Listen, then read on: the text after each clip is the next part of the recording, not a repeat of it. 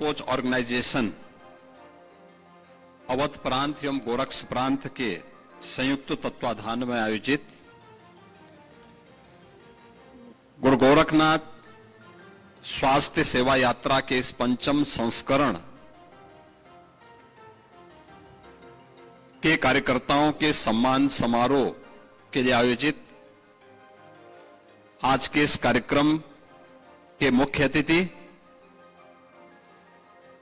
राष्ट्रीय स्वयंसेवक संघ के माननीय सरकारवाह आदरणीय श्री दत्तात्रेय होसबोले जी, प्रांत संचालक राष्ट्रीय स्वयंसेवक संघ माननीय श्री सरदार स्वर्ण सिंह जी, नेशनल मेडकोच ऑर्गेनाइजेशन के एवं गुरु गोरखनाथ सेवा न्यास के अध्यक्ष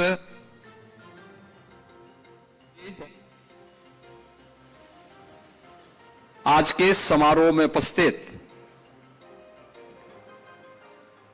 राष्ट्रीय स्वयंसेवक संघ के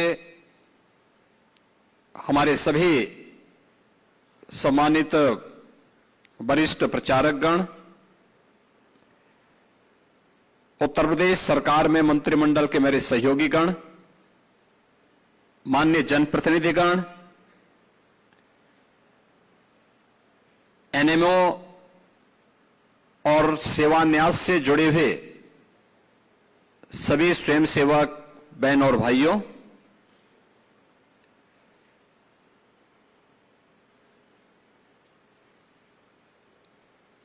इस यात्रा की परिकल्पना और उसको सफलतापूर्वक संचालन करने के लिए मैं एनएमओ के गोरक्ष प्रांत और अवध प्रांत के पदाधिकारियों के साथ ही गुरु गोरखनाथ सेवा न्यास से जुड़े हुए सभी पदाधिकारियों का हृदय से धन्यवाद करते हुए आज के इस समारोह में कार्यकर्ताओं के सम्मान के लिए प्रदेश की राजधानी लखनऊ में पधारे राष्ट्रीय स्वयंसेवक संघ के माननीय सरकारवाह आदरणीय दत्ता जी का हृदय से अभिनंदन करता हूं, स्वागत करता हूं।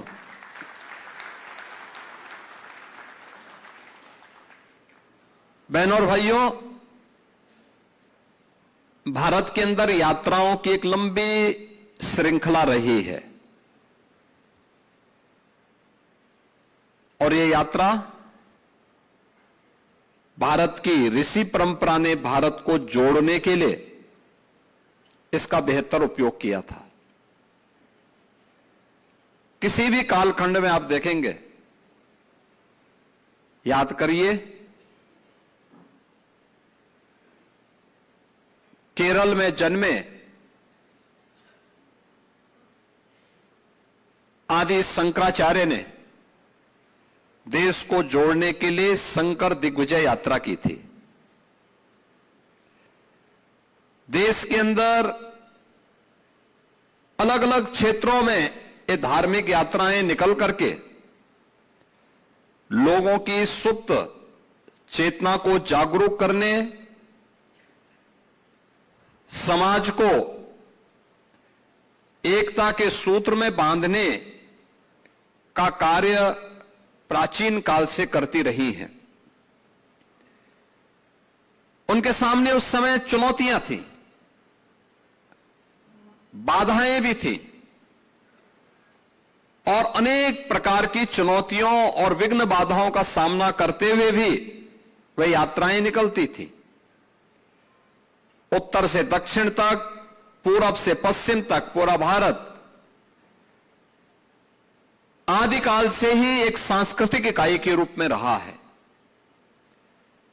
लेकिन जब राजनीतिक इकाइयां अलग अलग भी रही होंगी, तब भी इन धार्मिक यात्राओं में कोई प्रतिबंध लगाने का कोई दुस्साहस नहीं करता था, क्योंकि ये भारत की सनातन आस्था के साथ जुड़ी हुई यात्राएं थी और इन्होंने सदैव समाज को एकजुट होकर एकता के सूत्र में बांधने का और अखिल भारतीय एकात्मता का संदेश सदैव दिया है। और मैं देख रहा हूं कि भारत और नेपाल के सीमावर्ती क्षेत्रों को उसी एकता के सूत्र के साथ जोड़ने का एक अभिनव प्रयास आज से 5 वर्ष पहले नेशनल मेडिकोज ऑर्गेनाइजेशन ने इस लखनऊ में प्रारंभ किया था। 2019 में जब यात्रा प्रारंभ हुई होगी, उस समय एक उत्साह था, लोगों में एक उमंग था कि कैसे होगा, जानने की एक उत्सुकता थी। यह उस समय था जब professor MLB Bhatt ji KGMU के VC हुआ करते थे। KGMU देश का सबसे बड़ा चिकित्सा संस्थान है और उस समय मैंने भी उनको इस बारे में कहा था कि हमें बलरामपुर सरदेव अटल बिहारी वाजपेयी जी की कर्मभूमि रही है, प्रारंभिक कर्मभूमि रही है, और एक वहां के लोगों के मन में अटल जी के प्रति एक आत्मिक लगाव है। तो क्या KGMU का कोई सैटेलाइट सेंटर हम बलरामपुर जिले में बना सकते हैं? उन्होंने प्रयास भी प्रारंभ किया और उस दौरान जब बातें सामने आई बॉर्डर क्षेत्र की, वहां के लोगों की स्थितियों के बारे में, तो राष्ट्रीय स्वयंसेवक संघ के मार्गदर्शन में NMO ने इस यात्रा को महाराजगंज से लखीमपुर तक के इस विस्तृत भूभाग में निकालने का निर्णय लिया। यह वह क्षेत्र है जहां सीमावर्ती क्षेत्र में सीमा के प्रहरी के रूप में थारू जनजाति निवास करती है। थारू जनजाति दोनों ओर है, भारत में भी है और नेपाल की ओर भी है। साथ साथ एक तरफ उनकी गरीबी और बदहाली एक चुनौती, और दूसरी तरफ वहां पर बढ़ रहे कुछ नौधनाढ्य, यह भी अपने आप में एक चुनौती है, राष्ट्रीय सुरक्षा के लिए गंभीर चुनौती। बनटांगिया, आप आश्चर्य करेंगे, इस समाज के दबे कुचले वे लोग हैं जिन्हें कभी ब्रिटिश कालखंड में 1905 से लेकर के 1920 के बीच में इन्हें तराई के क्षेत्र में, महाराजगंज में, सिद्धार्थनगर में, बलरामपुर में, गोंडा में, बहराइच में, लखीमपुर खीरी में, गोरखपुर में और अन्य जनपदों में तराई के क्षेत्र में जंगल लगाने के लिए ब्रिटिशर ने उन्हें वहां बसाया और कहा कि तुम जंगल लगाओ, इसकी सुरक्षा करो, तुम्हें कोई मानदेय नहीं मिलेगा, लेकिन इतनी लैंड तुम्हें वहां पे खेतीबाड़ी करने के लिए देंगे।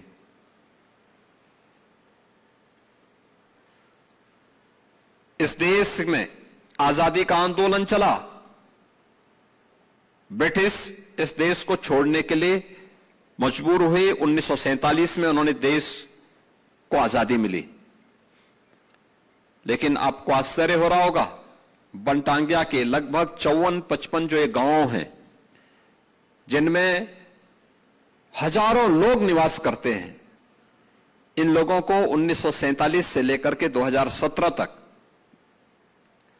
जब तक भारतीय जनता पार्टी की सरकार प्रदेश में नहीं बन गई, तब तक कोई भी अधिकार नहीं प्राप्त हुए थे। न वोटिंग राइट थी, न राशन कार्ड था, न वहां की कनेक्टिविटी थी, न वहां पर कोई सुविधा वहां प्राप्त हो रही थी। 2017 में जब हमारी सरकार बनी तो हम लोगों ने उनके बारे में सोचना प्रारंभ किया। अन्यथा उससे पहले वन विभाग के लोग उनका शोषण करते थे, पुलिस के लोग भी उनका शोषण करते थे, और उनके बीच में धीरे धीरे करके कुछ मशीनरी से जुड़े हुए लोग और कुछ वामपंथी लोग भी उनके बीच में घुस करके उनका ब्रेन वॉश करना प्रारंभ कर दिए थे। और उस दौरान जब सरकार आई, सरकार आने के बाद हम लोगों ने कहा कि नहीं, इनको सबसे पहले राजस्व गांव के रूप में मान्यता देने की आवश्यकता है, और उन्हें राजस्व गांव के रूप में मान्यता दी गई। ये सभी 54 गांव आज सभी प्रकार की सुविधाओं से आच्छादित हैं। उनके वोटिंग राइट भी दी गई उनको। उन्होंने 2019 से अपना वोट देना प्रारंभ कर दिया है। कुछ लोगों ने 2022 में और कुछ लोगों को 2024 के चुनाव में मतदान करने का अधिकार प्राप्त हुआ। उनके पास आज बिजली भी है, जिनके पास 1947 से लेकर 2017 तक कोई सुविधा नहीं थी, यानी एक भी पक्का घर नहीं था, फूस की झोपड़ी में रहने के लिए मजबूर थे, तालाब का पानी पीने के लिए मजबूर थे, कोई बिजली नहीं, कोई राशन नहीं, कोई स्वास्थ्य की सुविधा नहीं, कोई किसी प्रकार की कोई भी सुविधा उनको नहीं प्राप्त होती थी। आंगनबाड़ी नहीं, प्राइमरी स्कूल नहीं, कोई सुविधा नहीं होती थी। आज उन सभी सुविधाओं से ने आच्छादित किया। सभी के पास मकान है, पक्के मकान है, सभी तक बिजली पहुंचाई गई है, सभी के लिए सड़क बनाई गई है, सभी के लिए वहां पर पेयजल की व्यवस्था दी गई है, आंगनबाड़ी केंद्र की स्थापना की गई है, बेसिक शिक्षा स्कूल खोले गए हैं, प्राथमिक स्वास्थ्य केंद्र खोलने के कुछ प्रयास हुए हैं, कुछ तक वहां पर स्वास्थ्य की सुविधाएं पहुंचाई जा रही हैं, और जिनको पेंशन मिलना है उनको पेंशन की सुविधा, जिन्हें आयुष्मान का कार्ड मिलना, आयुष्मान की सुविधा, जिनको राशन कार्ड मिलना है उनको राशन के कार्ड की सुविधा, सभी प्रकार की सुविधाओं से इन्हें आच्छादित किया गया। और ऐसे ही जब गुरु गोरखनाथ सेवा न्यास के द्वारा यह यात्रा प्रारंभ की गई तो जमीनी धरातल की भी सभी जानकारियां मिली कि थारू जनजाति भी इसी प्रकार के भाव से ग्रसित है। और उसके बाद ही सरकार ने फिर पहले यात्रा के बाद जब कुछ हमें डाटा मिले कि क्या क्या स्थिति है, वास्तविक स्थिति क्या है जमीनी धरातल की, तब हम लोगों ने फिर तय किया कि भाई थारू, मुसहर, कोल, गौड़, चेरो, सहरिया, बुक्सा, ये जितनी जनजातियां हैं, इन सभी जनजातियों को हम 100% सिचुरेट करेंगे, यानी सभी प्रकार की सुविधाओं से आच्छादित करेंगे। इन्हें जिनके पास मकान नहीं मकान देंगे, जमीन नहीं जमीन का पट्टा देंगे, सभी प्रकार की सुविधाओं को देंगे। और आज मुझे बताते हुए प्रसन्नता है कि सभी लोगों को सभी प्रकार की सुविधाएं प्राप्त हो रही। नहीं तो 2017 के पहले इन क्षेत्रों में भूख से मौतें होती थी। हमें आभार व्यक्त करना चाहिए राष्ट्रीय स्वयंसेवक संघ का, सरदेव नानाजी देशमुख का और मेरे पूज्य गुरुदेव महंत वैद्यनाथ जी महाराज, जिन्होंने थारुओं के बीच में उनके बच्चों को पढ़ाने के लिए छात्रावास और स्कूल की व्यवस्था की। मुझे याद है 2007 की एक घटना। 2007 में नेपाल में कृष्णानगर के अंदर एक भीषण संघर्ष चल रहा था, कई दिनों तक चल रहा था, समाचार पत्रों में आ रहे थे। तो मैंने हिंदू जागरण मंच के एक पदाधिकारी को फोन किया सिद्धार्थ नगर में। राजदेव जी वहां हिंदू जागरण मंच के पदाधिकारी थे। मैंने उनको फोन किया, मैंने कहा भी ये संघर्ष कैसे हो रहा है?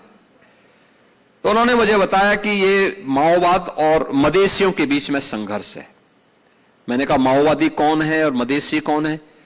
तो उन्होंने मुझे बताया कि मदेशी हैं जो भारतीय मूल के लोग नेपाल की तराई में बसे हैं, और मैंने कहा माओवादी, उन्होंने कहा थारू जनजाति के लोग जो नेपाल के अंदर हैं वे सब माओवादियों की ओर से लड़ रहे हैं। और मुझे लगता है काफी बड़ी संख्या में वहां हत्याएं हुई थी, काफी भयंकर खूनी संघर्ष हो रहे थे। तब मैं बलरामपुर जिले के इमलिया कोडर में मैंने कार्यक्रम बनाया था, और इमलिया कोडर में मैंने थारू जनजाति से जुड़े हुए सभी लोगों को, जो नानाजी देशमुख ने बनाया हुआ छात्रावास है, वहां पर मैंने उनको इकट्ठा किया था और उनके साथ संवाद बनाने का कार्यक्रम किया था 2007 में कि भाई आखिर क्या कारण है, क्यों ये संघर्ष हो रहा है, क्यों इस प्रकार की स्थितियां पैदा हो रही हैं। और मुझे यह सुनकर के सुखद अनुभूति हुई कि भारत के रहने वाले सभी जितने भी थारू जनजाति से जुड़े हुए लोग थे, इन्होंने कहा साहब देखिए, उस समय की सरकारें उनका सुध भले ही न ले रही हो, लेकिन उन्होंने इस बात को कहा था कि हमारे लिए नानाजी देशमुख की संस्था दीनदयाल उपाध्याय शोध संस्थान के द्वारा, राष्ट्रीय स्वयंसेवक संघ के द्वारा, मां पाटेश्वरी मंदिर देवी पाटन के द्वारा और उससे जुड़ी हुई संस्थाओं के द्वारा उनके लिए कार्य किया जा रहा है। और हम लोग भारतीय हैं, पहले भारतीय हैं, और हम भारत की आन मान और शान के विरुद्ध किसी भी प्रकार का कोई षड्यंत्र स्वीकार नहीं करेंगे। ये बातें उनके मन में तब थी, और 2007-8 के बाद से लेकर के तब भी 10 वर्ष लगे उन तक सुविधाएं पहुंचने के लिए। लेकिन ये यात्रा चलाना महाराजगंज से, और दुर्गम रास्ते हैं, पूरा नेपाल का क्षेत्र है, नेपाल का तराई का क्षेत्र है, और उस यात्रा के दौरान जगह जगह तमाम प्रकार की स्थितियों, जो लोग कभी लखनऊ से बाहर नहीं गए, बड़े बड़े महानगरों से बाहर नहीं गए, वहां पर जाकर के रात्रि निवास करना, उन लोगों को देखना, उसका डाटा तैयार करना, उनको दवा की व्यवस्था कराना, और यह कार्यक्रम अनवरत तब भी चलता रहा जब वैश्विक महामारी कोरोना 19 ने पूरी दुनिया को अपनी चपेट में लिया था। तब भी ये यात्रा अनवरत रूप से इस क्षेत्र में चलती रही और स्वास्थ्य के प्रति जागरूकता पैदा करती रही। याद करिए, ये वही क्षेत्र है जिसमें इंसेफ्लाइटिस से हजारों मौतें होती थी। इंसेफ्लाइटिस का कारण 2 थे, एक गंदगी और दूसरा स्वास्थ्य के प्रति जागरूक न होना। यात्रा ने स्वास्थ्य के प्रति जागरूक उन्हें बनाया कि भाई एक तो साफ और सुथरा वातावरण रखो, साफ सफाई रखो, स्नान करो, खान पान ठीक करो, बीमारी होती है उपचार करो। आप देखते होंगे इस प्रकार के परिवेश में ज्यादातर चर्म रोग होते हैं, स्किन से जुड़ी हुई तमाम डिजीज होती हैं। पौष्टिक आहार न मिलने के कारण ट्यूबरक्लोसिस की समस्याएं होती हैं। खान पान बहुत बार सही न होने के कारण बहुत सारी ऐसी विकृतियां आती हैं जिसका समय पे उपचार न होने पर वो असाध्य होती है।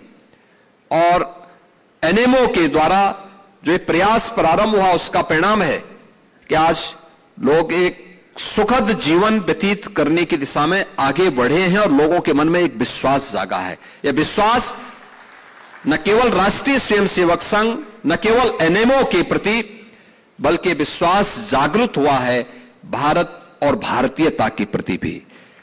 क्योंकि इसी उद्देश्य से इस ऑर्गेनाइजेशन ने इस पूरे कार्यक्रम को आगे बढ़ाया, और इसलिए आज जो सम्मान समारोह यहां पे हो रहा है, वे सभी पदाधिकारी, वे सभी स्वयंसेवक जो इस यात्रा के साथ जुड़े हैं, अभिनंदन के अधिकारी हैं।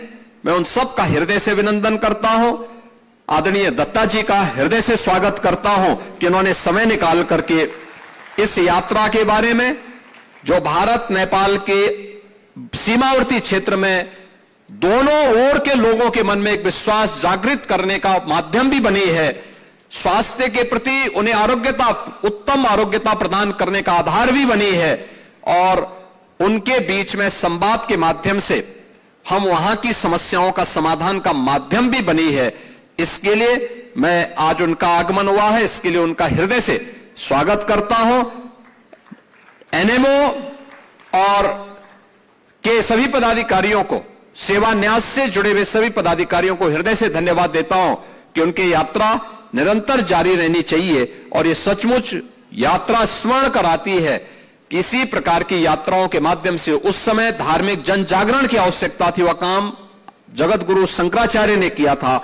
आज भारत नेपाल सीमा पर एनएमओ और गुरु गोरखनाथ सेवा न्यास के माध्यम से, इस यात्रा के माध्यम से स्वास्थ्य सुविधाओं के प्रति और अन्य कार्यक्रमों के प्रति लोगों को, वहां के स्थानीय नागरिकों को जागरूक करके भारत की मुख्य धारा के साथ जोड़ने का प्रयास एक अभिनंदनीय प्रयास है।